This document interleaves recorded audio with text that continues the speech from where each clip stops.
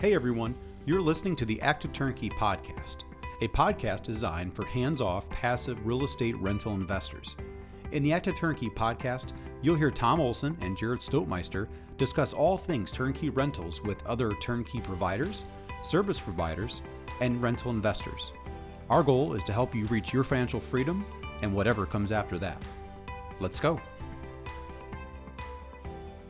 Welcome back to the Active Turnkey podcast. I'm your host, Jared Stoutmeister with Olson Group, and today's podcast is going to be a little bit different. So normally we have Tom Olson with us. Well, he's not with us today, but actually he's going to be teaching you by way of another video. So the Active Turnkey podcast was created for turnkey rental investors specifically. We didn't want to deviate or go in other directions. We want to stick with that message of the turnkey rentals.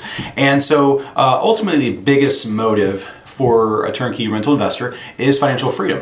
And we have already had a few podcasts about that. We've talked about, what is it and how do you get there. But Tom has actually put together a booklet or a workbook on the 30-day good success journey.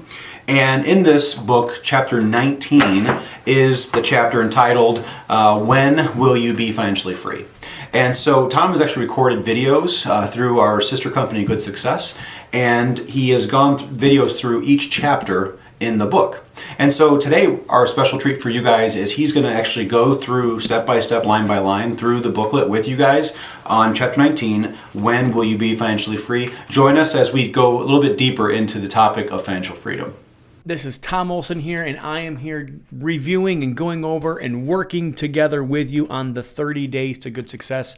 These videos are about as long as it really should take you every day to read through one of these chapters, write some notes down, put yourself on a path, create that vision to be able to make this year the best year that you've ever had, and really start putting yourself on a trajectory where in 5, 10, 15 years from now, you could be doing things that you never would have possibly imagined yourself. I said in the very last chapter that if you're not embarrassed of where you were a year ago, you are not growing enough. So put that in your pipe and smoke it today, and let's just think about that today. So this is a very long chapter. I don't know that the video is going to be super long, but there's a lot of work in today's chapter for you. So maybe I'll leave some work for you as well. But really the question is, question number 19, drum roll please. When will you be financially free? Well, first of all, we got to kind of think about what does the word financial freedom mean? And it's going to mean something different to every single person. And really, that is kind of one of the first questions. What does financial freedom mean for you? What is financial freedom for you? What is that going to enable you to do? What impact is that going to be able to let you have on this earth? For me, it was to be able to have kind of my moat set.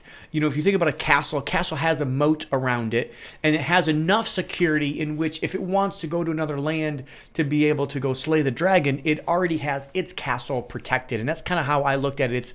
It's being able to get past just the fact of survival, but be able to now go and invest and be able to go take bigger risks that I wouldn't have been able to take if my family and my things weren't taken care of. I've done this, and I've created financial freedom for myself. And I can just give you a quick story of my own story. I went to a mastermind, and at the mastermind, the guy said, "Hey, you can have financial freedom in 5 to 7 years if you will create a plan, I think he used the word blueprint, if you will create a blueprint for yourself, and you can have financial freedom." And I went home that night, and on the plane ride home from that conference, it was in Dallas. I came back here to Chicago, and on that plane ride home, I did exactly what I'm going to ask you to do in this sheet right here, and talking through this and trying to help you give yourself a visual plan in how you can actually achieve financial freedom. So what does financial freedom mean? I think, in my opinion, what financial freedom means is having enough passive income or having enough money coming in automatically that pays for all my bills. And this was actually taught to me, really, I think the first time I learned this concept was in the book Rich Dad, Poor Dad. And he kind of laid this out. I don't know if he called it financial freedom or financial independence or whatever he called it, but really that's kind of how I thought about this. So if I could have enough cash machines going automatically where I had this automatic income coming in every single month without me having to work a job or without me having to work. Now, don't get me wrong. I think in every type of investment, whether it's a passive or active investment, there is some type of active activity that does need to happen. And eventually you can hire managers for that type of stuff as well. But just knowing that I've got automatic cash machines rolling, maybe it's $100 a month or $500 a month or $1,000 a month. Think about what that would mean to you if you could have, let's just say, $5,000 or $6,000 or $7,000 of automatic income coming in. That means that what financial advisors have been teaching for years is wrong, and for decades they've been teaching you need to have this big pile of gold. Again, back to that mindset of I need to have a whole bunch. I don't believe in that. I believe it's not about what you have, it's about what you do with what you have. Having cash flowing assets. And for me, again, everybody has different mindsets and different ways to be able to get that. But for me, I like real estate. You might find it in bonds. You might find it in other ways, or investing in local businesses. I also love lending is another way that I believe that you can have passive income in as well. And there's many different ways that I think you can get there, but knowing what it is first and believing that you can actually put yourself in a position to have financial freedom is the first step. That's key. You have to. Financial freedom in terms of good success means, I'm going to have enough assets or enough liquidity or enough money that's germinating or recreating enough passive income for me to be able to live on. And I think for many people that I've talked to, it's been somewhere in between $5,000 a month and $20,000 a month on the high end. And yes, I know $20,000 a month may sound like a lot of money for some of you people. And for some people, $20,000 a month may not be that much at all. But for I work with a pretty large group of people from different backgrounds. And, for some people, if they had $5,000 a month, that would be plenty for them to live on for the rest of their life, and they could figure out how to make ends meet. For other people, $20,000 is the number. Again, I think most people I talk to lie somewhere really between that $8,000 and $12,000 a month. That's really the average of the people that the most people are going to lie in those ranges. So if you had that much money coming in, what would that look like for you? What I think before I get started in this, I do want to mention this one thing, because this is for Christian entrepreneurs. This is for kingdom-focused entrepreneurs, people that want to work to have to give on my shirt, people that want to live life on purpose, for purpose. They know that God's in existence and they want to obey him first. And I think the very first principle that we have to learn when it comes to money and being financially free is tithing. I'm sorry, I shouldn't apologize for it. This isn't what I say, this is what God says. I believe tithing is a very important discipline. It's the number one important discipline that I think we all should have. And to me, a tithe is 10%. And I think that's taught pretty clearly in the Bible. But I believe that you should be giving 10% of all of your income to the church, first and foremost, before you've even done anything else. It doesn't belong to you. The money doesn't belong to me. God says, hey, I'm going to give you 90%. All you have to do is just obey me and give me 10%. In a way, he's giving first. He's the one giving it first, and he's saying, all I'm expecting from you is 10%. Now, I believe you should actually give more and beyond, and over and beyond that. The offerings come in after that tithe. So I think that's the first principle you have to learn. I think if you can become financially free and stop worrying about money long before you're even out of debt. I do believe that. I think there's debt and there's financial freedom. And I think getting out of debt is one way to help you reach financial freedom sooner, but you can also use debt and leverage with debt when it comes to real estate, when it comes to other ways to be able to invest. So I'm not here saying that you have to be out of debt in order to have financial freedom, although I do believe that for most things, I think you ought to be out of debt. I think it's just foolishness, and it's actually, money can either work for you or it can work against you. Having financial freedom means you have enough money working for you that you don't have to necessarily worry about all the money that's working against you. You've eliminated those or pushed those down enough where it's not working against you. So think about that. Getting out of debt, I think, is important, and I would recommend most people get out of most personal debt there is. Sometimes I think people think that having a house and having a mortgage on your own personal house is actually less risky than not having a mortgage. But you do have a master, whether or not you want to agree with it or not. Like, you do have a master. You do have to pay that master every single month if you have a mortgage on your own personal property. So I think for most people, they would probably agree if you had your house paid off and all debts paid off, it'd be easier. So think about that. It might cost you. Some people might be in that $20,000 a month realm, but really they probably would be in the $10,000 a month if they didn't have all the debts that they had to pay for. So again, like, you can do this in many different ways.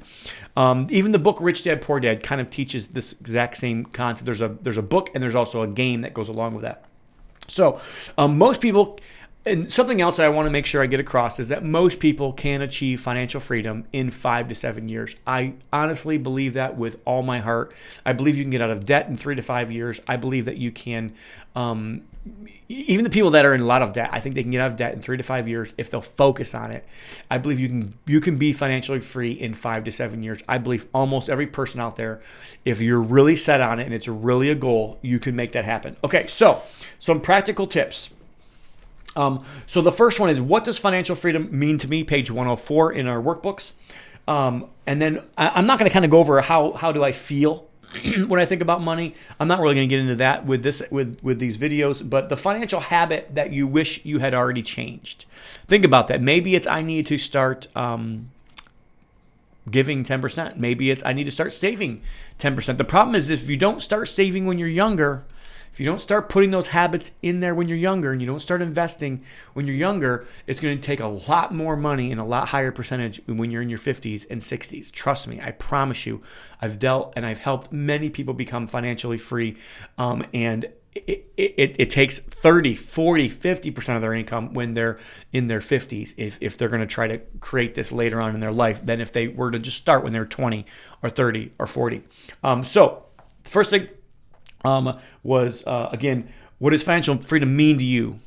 It's going to mean something different to every single person. What's that habit that you need to change, I think, is the next thing. All right, and then I've got a good amount of worksheets for you to go through.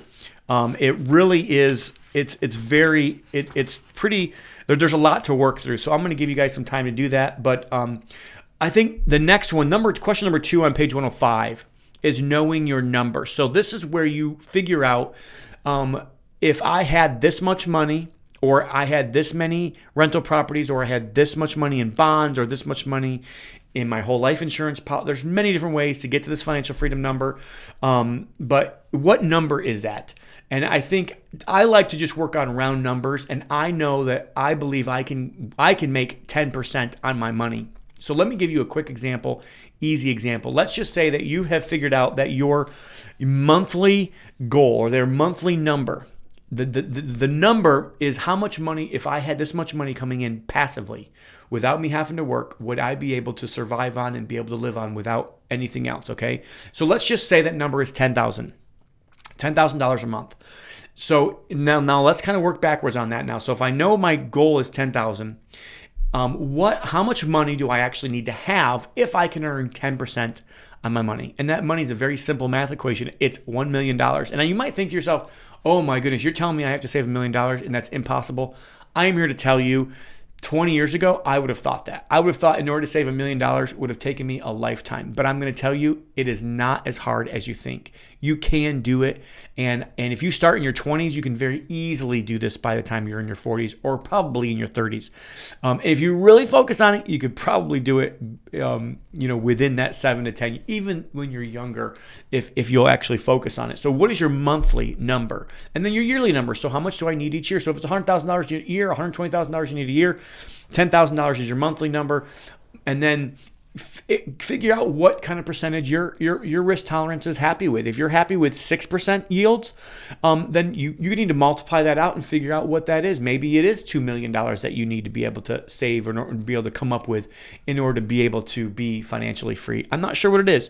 You also could think about this in terms of maybe it's houses. Maybe if I collect so many houses and I know I'm going to get $150 or $250 a month in passive income from each one of those houses, that I know that I need this many houses in order to reach this goal.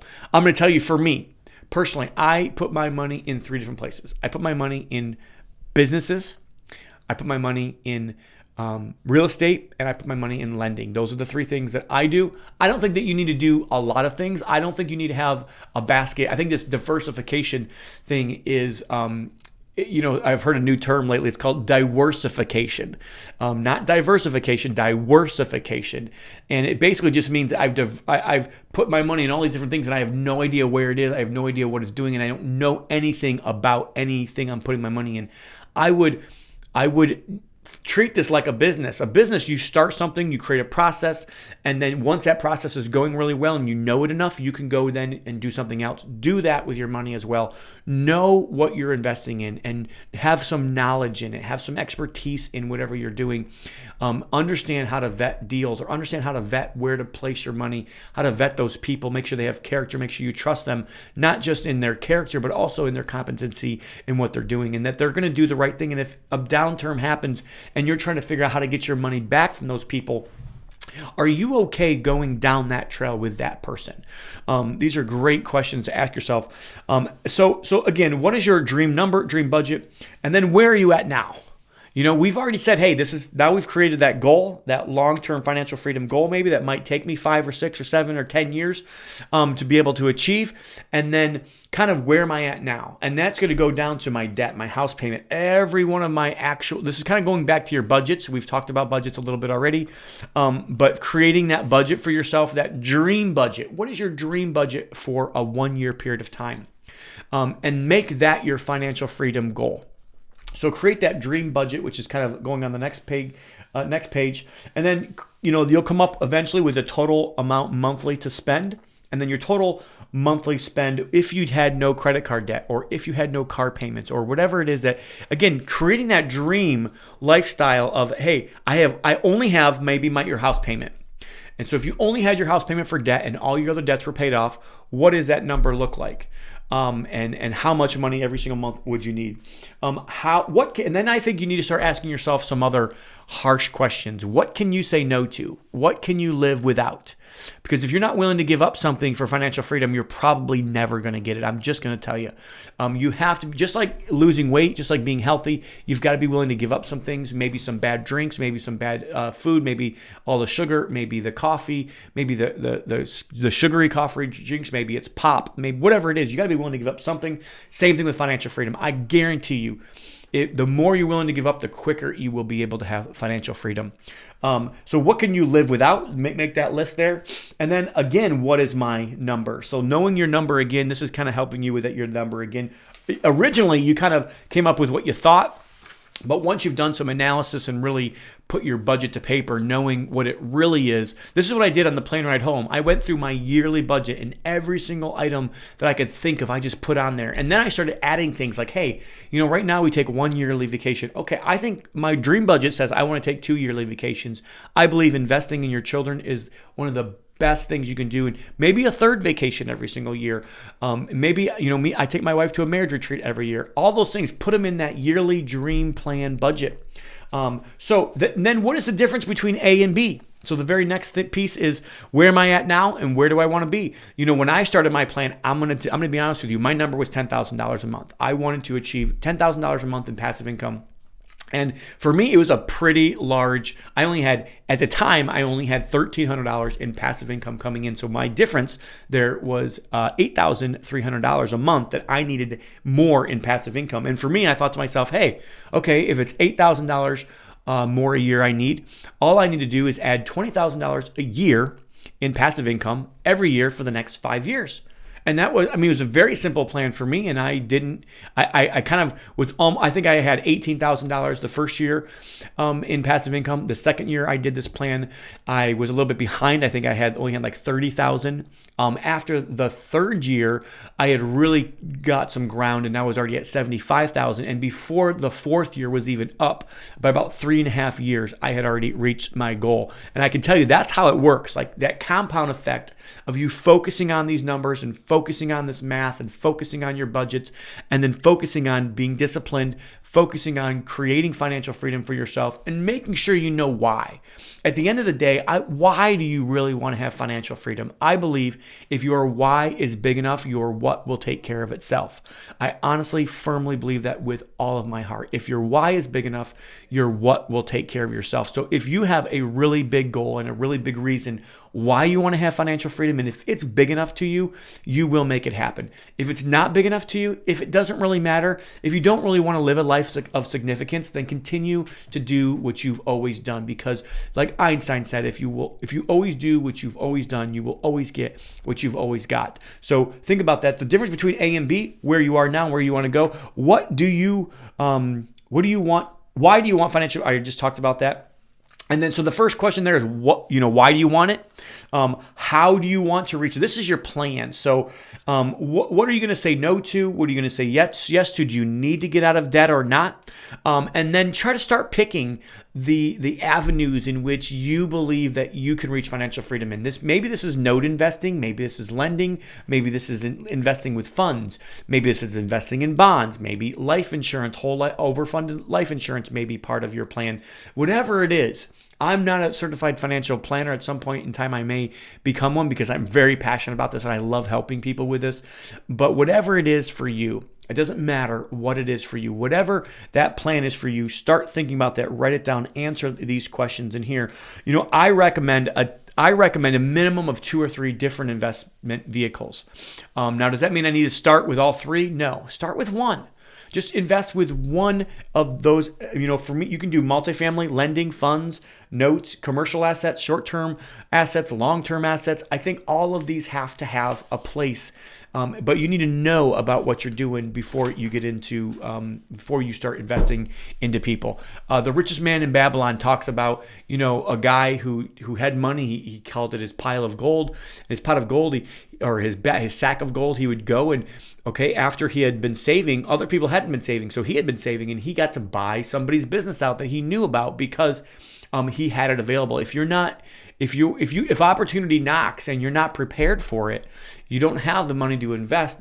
How many opportunities? Let me ask you a question. This is kind of off the spur of the moment here, not really in my notes and not really in the book, but how many opportunities have come around where you're just like, oh, I wish I had the money to be able to buy this at this time? Because when opportunity meets preparation, that's when something magical can happen. It is awesome and magical when you're prepared. I'll be honest with you. There's been times in my life where I haven't been prepared. When the last downturn happened in 2006 to 2009, 2010, you don't even want to know how many houses I wholesaled for $20,000, $30,000, $40,000 that today are probably worth $150,000, $200,000. Just so many, I wish so bad that I was prepared like I am now, that I had, hundreds of lenders, of people that want to loan me money. I had, people that were just ready to go and, and I would just have held on to those houses and been way more prepared. So get prepared for those things. You can do syndications. You can do in business investments, stocks, cash. Cash is still somewhat an investment. I do believe that you're losing in cash, especially I believe with how much money we've printed. It's even going to get worse and worse with inflation. Life insurance, precious metals, whatever it is for you, what is your plan? So write that next down. And then something very important when it comes to financial freedom: when will you achieve it? You are going to hold yourself accountable. You're going to go tell other people. You're going to maybe tell me, whatever it is, whoever you want to go tell your community, but create that date. If you never put a date or a timeline on this goal, you will never achieve it. So put a timeline on that. And then the next step is, what do I need to do now to make this happen? I'm not going to get into it with today, but self-directed IRAs are an amazing way to be able to invest in non-traditional assets. Maybe you need to start an IRA. Maybe you need to start investing more in your 401k. There's many things that you might be able to do. Take a look at all those tools that are available in your toolbox and start writing down some things that I need to do today. Maybe you need to contact somebody. Maybe you need to join a new mastermind. Maybe you need to join a new group. Maybe you need to start going to the local RIAs. Maybe you need to go to start the local community groups. Whatever it is for you, What do you need to do today? And then what is your deadline going to be? I tell you, give yourself at least 3. I got room for 5 in the book. Give yourself at least 3 and give yourself a deadline. Hey, by this time, I am going to do X. Maybe it's open up a self-directed IRA. Maybe it's going to go and educate myself. Maybe you just need to go buy a book and read it and educate yourself. Maybe I need to do a budget. Maybe, you know what I mean? Maybe I need to ask my family why they would want financial freedom and maybe help think about the wife that has been with you for so many years. You might think to yourself, my goodness, she deserves for me to have my priorities straight and for me to live life on purpose, for purpose. And having financial freedom for me does not just give me a pat on the back. Financial freedom for me was not about so I could live a better life or so I could live on a beach, and sip cocktails on a beach. That's not why I wanted financial freedom. I wanted financial freedom so I could have my family taken care of, so I could get out of the rat race, as Robert Kiyosaki says, or out of the survival mode and into a life that actually matters and into that risk taking that actually takes a lot bigger risk to be able to have and being comfortable with that higher risk. So everyone lives in one of these 3 different states. You will live in a life of surviving, you will live in a state of thriving, or you will live in a state of matter. And at the end of the day, I believe that financial freedom is a way for you to be able to begin living a life that matters, living a life of significance, and living a life that you can have the greatest impact on your community and on eternity. So think about what you could do with your time if you didn't have to spend it working a job every single day. A lot of people get sucked into being a business owner because they were sucked into this dream and this lie that you're just going to be able to not work. And that's not true. A business owner normally works maybe 2 times the amount of hours that somebody working for somebody else might work. I can promise you, I've put in many, many hours. I've woke up at 2:00 in the morning to go on trips, or I've had to stay up 48 hours in a row before to make sure that something happened. And so don't get sucked into those lies of get rich quick. This is not what this is all about. This is about putting in the work, creating the plan, creating the vision for how you're going to create financial freedom, and then making it big enough, making it worthwhile. That why that you create is going to be what's going to help keep you going when you don't want to keep going anymore. So make sure that you understand why you're doing all this. And at the end of the day, I want to put everybody out there in Good Success land, everybody that's out there that follows Good Success, that's Good Success fan, that wants to be the right person, doing the right thing for the right reason, with the right people, for the right amount of time. I want to put you in a state of matter. At the end of your life, you want to think, hey, what I did actually mattered. Well, thank you for joining us on that chapter on when will you be financially free. I hope you enjoyed it. As usual, you can go online here. You can check out his Active Turnkey ebook or the 30-day Good Success Journey. It's online. You can find it on Amazon. And also you can reach out to me if you're interested in investing in turnkey rentals. We do offer that. We do build rental portfolios for investors. So if you'd like to get more information about that, you can contact me at Jared@Olson Group. And again, thank you for joining us on the Active Turnkey podcast, the best way to buy rentals.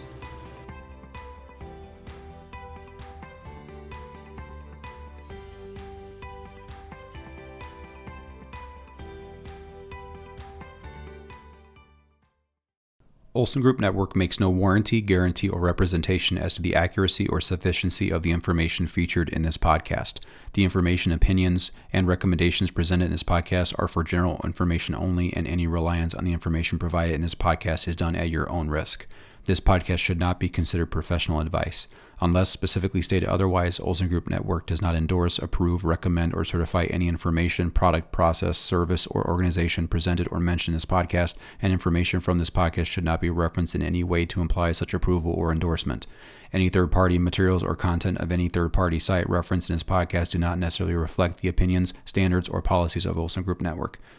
Olson Group Network assumes no responsibility or liability for the accuracy or completeness of the content contained in third-party materials or on third-party sites referenced in this podcast, or the compliance with the applicable laws of such materials and/or links referenced herein.